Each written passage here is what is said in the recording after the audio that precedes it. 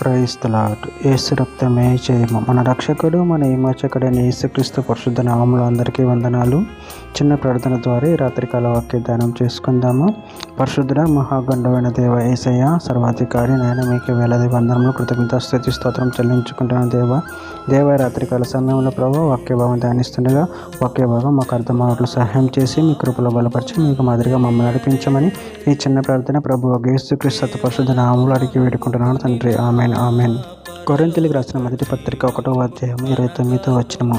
ఎన్నికైన వారిని వ్యర్థం చేయుటకు లోకంలో నీచులైన వారిని తృణీకరింపబడిన వారిని ఎన్నిక లేని వారిని దేవుడు ఏర్పరచుకొని ఉన్నాడు. ఆమెన్. దేవుడి వాక్య భాగం దీవించును గాక.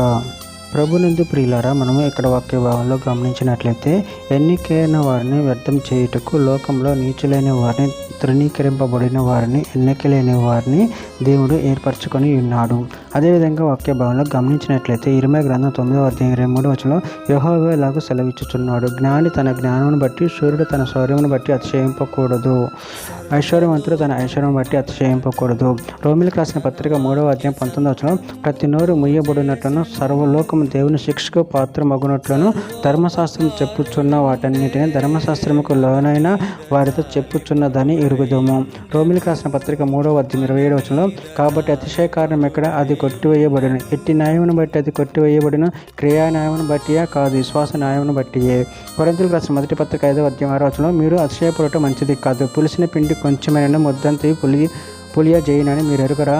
కీర్తన గ్రంథం 44వ అధ్యాయం 8వ వచనం, దినవేళ మేము దేవుని యందు అతిశయపడుచున్నాము, నీ నామమును బట్టి మేము నిత్యము కృతజ్ఞతాస్తుతులు చెల్లించుచున్నాము.